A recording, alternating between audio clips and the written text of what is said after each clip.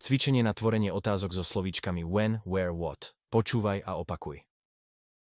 Vypočuj si anglickú otázku so slovíčkom when, where alebo what. Zopakuj vetu nahlas.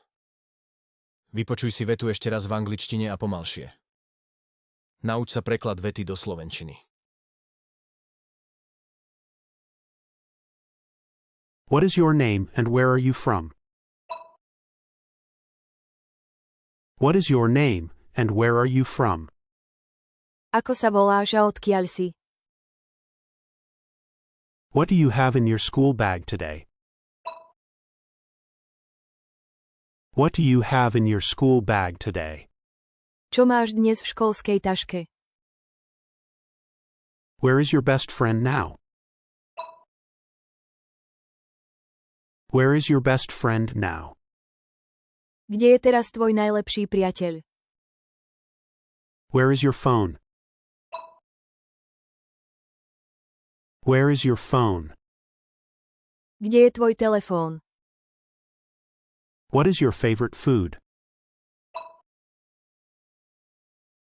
What is your favorite food?